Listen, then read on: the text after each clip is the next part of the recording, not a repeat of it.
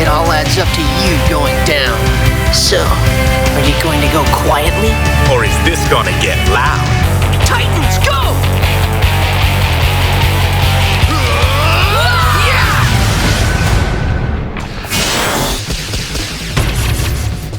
I started reading comic books in the 80s. I was an avid comic book reader. I was reading Teen Titans when I was like in junior high school and high school. Teen Titans was one of the most popular books at the time. They were like the new superheroes, and they were teenagers, and it was different than Superman and Batman. I was hooked into the Teen Titans. That was pretty much all I read throughout the Marv Wolfman, George Perez time on that book. From the time I was 5 years old, when I saw the very first episode of Superman on television, I was a comic book fan. It's been a lifelong passion ever since. Well, Teen Titans was a comic book back in the 1960s, but back then it was Robin. It was Wonder Girl and Kid Flash. It was just like the Junior Justice League. It was all the teen characters. What they were the teenage sidekicks of the main heroes. Marv Wolfman and George Perez, like, updated it and introduced all the new characters. We took the popular ones, Wonder Girl, Robin, and Kid Flash, and brought in another character, Changeling, who's now called Beast Boy. Whose turn to do dishes? He started as Beast Boy, became Changeling, he's Beast Boy again, and created 3 new characters. Raven allowed us a more supernatural element to be put into the book on a regular basis. Cyborg, both a technological character and an urban character. By him being an African American, it allowed us to have different types of stories to be able to tell there. And Starfire, who came from another planet, so it gave us an opportunity to do intergalactic adventures. There were no adults in the comic, no mentors. Previous versions of the Titan had an adult supervisor for the characters. I just wanted to get rid of those and treat them with the respect that the characters deserved. We believed in making them real characters, so they were grounded in reality, but still had these incredible adventures where they were doing major things.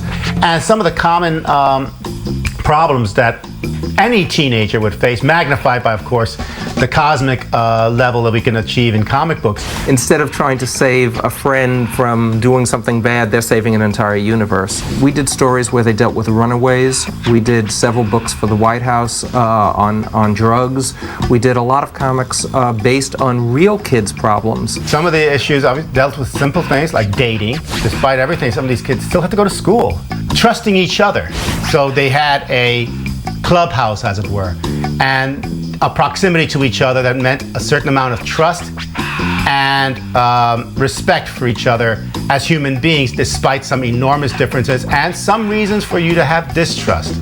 That's the period where it's all angst, where it's all, what am I going to do? Do they like me? Do they not like me? So, we really are friends? Bringing that into the characters is what made them work for a long, long time and made the new Teen Titans DC Comics #1 comic for years. Somehow we struck a nerve. The relationship between the characters was something that the fans liked. The big differences between what I was trying to do and what a lot of people were doing previously was really center on the characters, really make the villains important to the characters, as I say, not as just criminals robbing from banks or jewelry stores. So for me and for Marv, we were never drawing costumed characters, we were drawing characters in costumes. The difference, again, between the teams, between the comic book and the cartoon is, in the comic book, it was really a soap opera between everybody that was going on. And in the cartoon, they really are 5 friends who really care for each other. That really makes the action better. Didn't you hear him? Your sister needs help. Marv was very acceptable of the idea. He thought it was different from his Teen Titans, but he understood what we were doing with the new ones. We've worked with Marv on the show a couple of times, and it's always great because he writes from character more than anybody that I've worked with. So he created these characters that were each unique, each individual, and very, very relatable, yet not the sort of people that you would meet in your everyday life.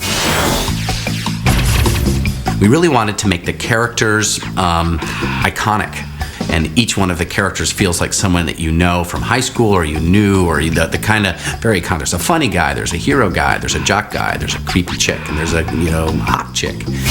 Azrath Metrion Zinthos! Raven's actually my favorite character. She is the exact opposite of Starfire.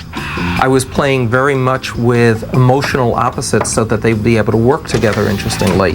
Might you wish to hang out with me? She's a telepath, an empath, who has an ability to manifest energy through a soul self. Raven is complicated. This was a character truly in control of his soul, because that soul self, that black shape, had to be controlled at all times. Think again. You don't want to let this Trigon demon that we saw in the cartoon show and was a regular character for several storylines in the comic book as well, you can't let that character out. A teenager, and these are all representations of different emotions of teenagers, is conflicting emotions all the time. We need to control our emotions. She is constantly having to do meditation to control herself. Need to be alone.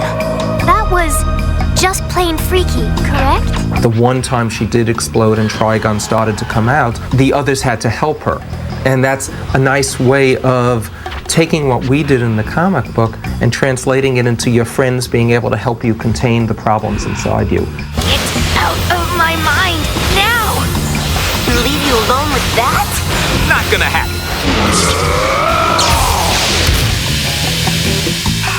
Raven is the cynical one. She's the one who's got a dry sense of humor. Yo, Raven, try one. They're loaded with soybeany goodness. I respect that you don't eat meat. Please respect that I don't eat fake meat. I suggest a large pizza with pickles, bananas, and mint frosting. Starfire was the princess of another planet, and she falls to Earth in the first issue of the comic book, doesn't speak anything that we can recognize, and the Teen Titans rescue her. She is a complete innocent in many ways, but she's a great warrior. No more chasing now, please! If Raven was created to be the character who has to withhold emotion, Starfire is the character who explodes with emotion all the time. In innocent emotion and loving emotion, and also as the warrior, because she'll immediately go into battle in the cartoons and in the comic books, but at the same time she's the one who cares most about keeping everyone together. May we now go see if Raven is better? If you have a best friend, you know that person's not going to think exactly the same way you do. Sometimes you're going to be arguing with them, sometimes you completely disagree with them, but you still want to be friends, and that's what I was trying to do in creating the differences between Raven and Starfire. Starfire was the foreign exchange student, the girl from another town, from another way of doing things. She was really the kid from another culture, and we were able to base a lot of humor. She's one of my favorite characters.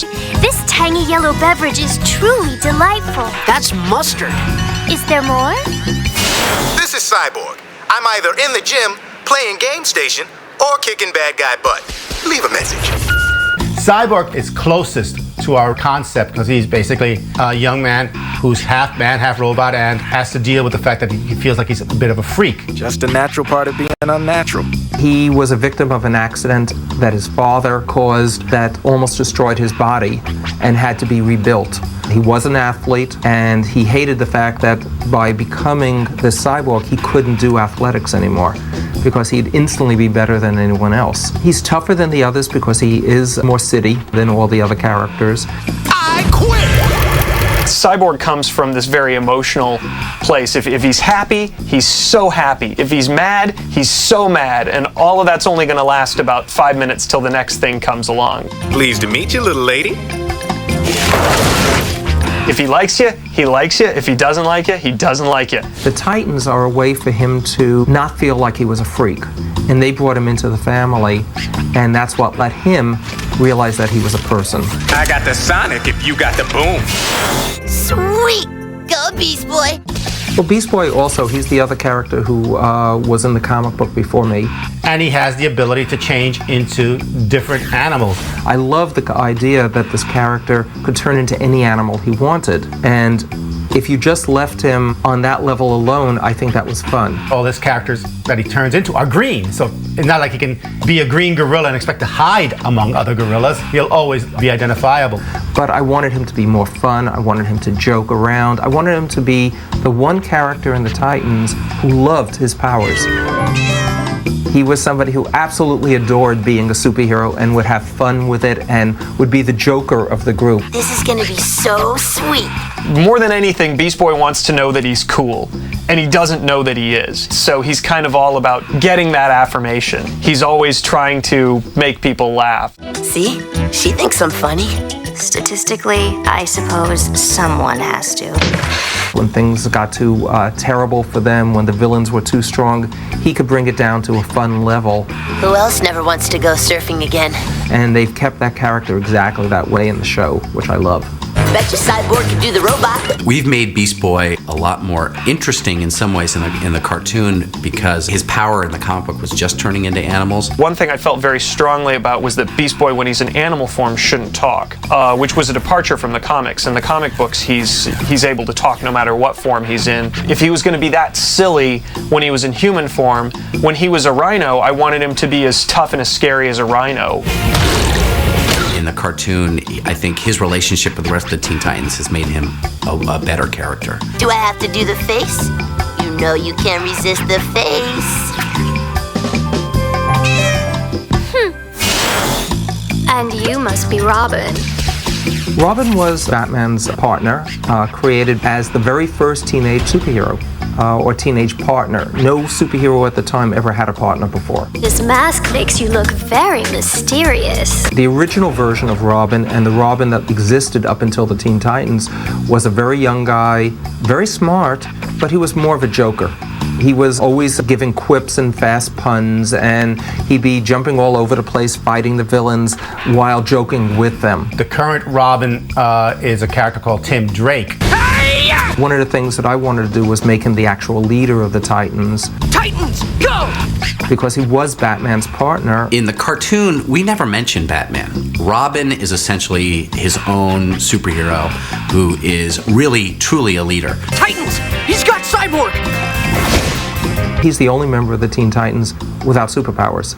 So his power is his mind. His power is his ability to organize the other characters. So many of the best leaders are the ones who have to think first because they don't have the extra superpowers that allow them to do the dangerous stuff haphazardly. The man who knows that there's a lot at stake is the one you trust to lead you safely. I wanted to make him more like Bruce Lee. I wanted to make Robin really, really cool and really different.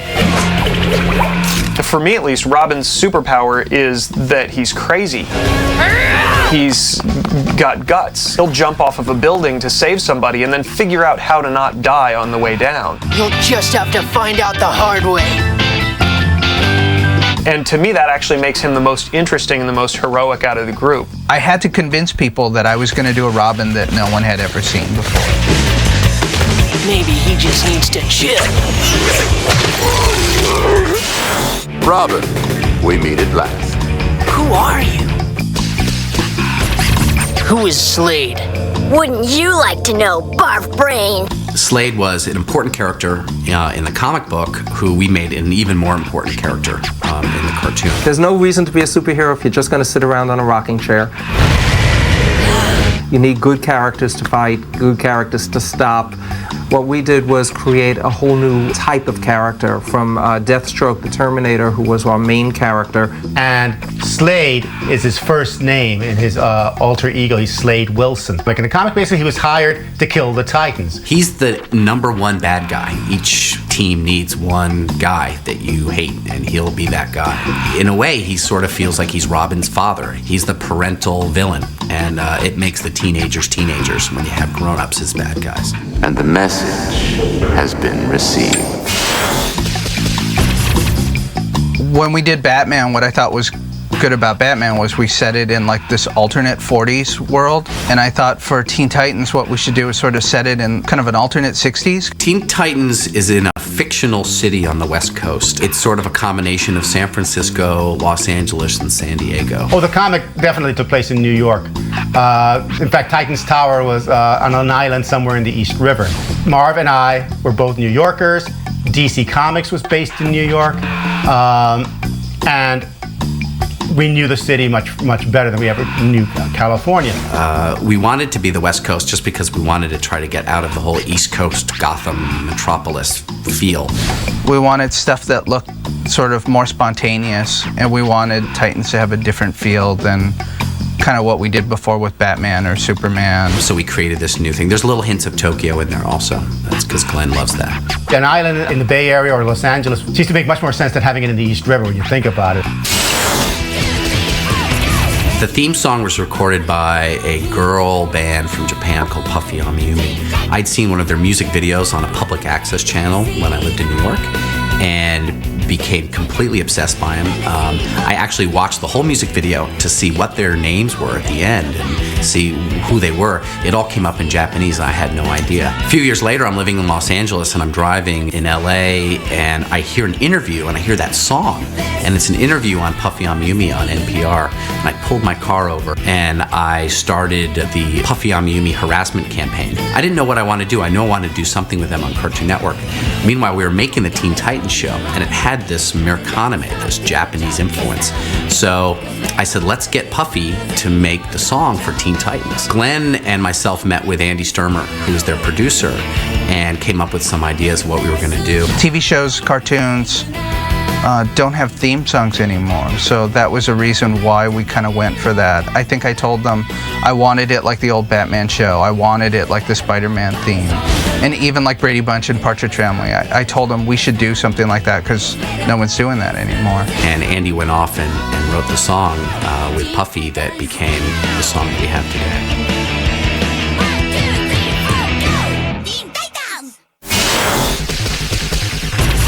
Glenn, like all the guys who work for Glenn and myself, we've all grown up with anime. We've all been influenced by it all our lives. When they showed me the first script for the first of the Titans, I wasn't sure what was going on. We wanted to make a superhero show like no other. I didn't want it to just be an adaptation of an old comic. I was happy it wasn't identical to what I did, as I didn't try to follow what the people before me did with the Teen Titans. For me, the anime is an influence just from working with the overseas studios. I realized if you're going to send the cartoons to the Orient to have them animated, you should kind of utilize the best of their abilities. And once I saw the artwork, they showed me two versions of that they were considering of the Titans. Both anime to some degree, but one a little bit wilder than the other. The Japanese have something called Super Deformed or Super D. It's the equivalent of like a Tex Avery-like take where the eyeballs come out. Animation's about big reactions, and the old type animation was always about things, you know, squash and stretch. Characters can change form, characters can change design. With this show, we wanted something like that. We wanted to see how emotional the characters got. I'm fighting inside Titan's tower, and the tower itself is dancing as if it's caught in the fight. You know, very, very Tex Avery, very, very cartoony. I pushed them. I said, make it weirder, make it different. Don't be scared of doing something nuts. And Amerikanime was born. One line that we said a lot while we were developing Teen Titans is the squint test, we called it. So we wanted to make the stories very obvious. David Slack was great at that. He really ran with that idea. It was sort of a litmus test to know when things would work for a very young audience. In photography, it's for black and white photography. You squint your eyes and things either become black or white. You lose color. It's a way of knowing what color image that your eye sees is going to look like in black and white. For us, basically, it had to do with how much explaining there was. If you open an episode with a bad guy on top of a toppled armored car with money spilling out and the Titans are around him, that squints because he's doing something bad. For me as a writer, what it meant was things that kids would see and go, that's wrong, you can't do that. Things that kids get, jealousy. Fascinating. Sibling rivalry, getting beat up on the schoolyard. Things that we thought kids could really relate to and turn those into superheroic stories. Take Starfire, for example. We never went into her backstory. We never said, well, she's from Tamaran and she's come to Earth. All we did is have her, in the scene that really introduced her character, have her eating cotton candy and talking about how strange things were on Earth. So we didn't have to explain that, we just showed it. It vanished! Yeah, it'll do that. So that was the squint test in as much of a nutshell as I can put it in. The comics influenced the show tremendously. I was brought in because I wasn't a comic book guy. I'd read my share of comic books, but I was more of a TV kid. I'm a big science fiction book fan and all of that, but I hadn't really been deep into the comics the way that Glenn and Sam had. So my role was to be the guy who said, hey guys, nobody knows what you're talking about. What was important about that series was that they were doing a lot of things that nobody had done with superheroes before. One of the things that we tried to do with the Titans, and I was adamant about doing with the Titans, was make all the villains resonate with the individual characters. These weren't villains who were just stealing things from a bank, which most comic book villains were at the time. They were characters who had to deal directly with our heroes. So there was a personal connection between them. We carried that over in the show. One of the things that we were really looking to do was to find a way to make the show about something more than just beating the bad guy, to make it about feelings, to make it about emotions. Why are you wrecking everything? Because it is amusing. Did they look amused? And I think the strength of the show comes a lot from the fact that it's about emotion. Writing for the types of stories that Marv and I wanted to read as comic readers made it a little more universal, and it seemed to be a successful formula. It's like, well, if we do Teen Titans, what do we want to see different about the Teen Titans, or what do we want to see? Since we're fans, we realize that the fans are going to like it the same way. The success of the Teen Titans has been a lot of things. I think it was a new kind of superhero show that hadn't been out in a while. It was extremes. Mirkanime was something they had never seen before. The juxtaposition between characters that you really like and really butt-kicking action scenes made the show very interesting, and the stories are things that you can really relate to, and I think that's helped all to the success of the show.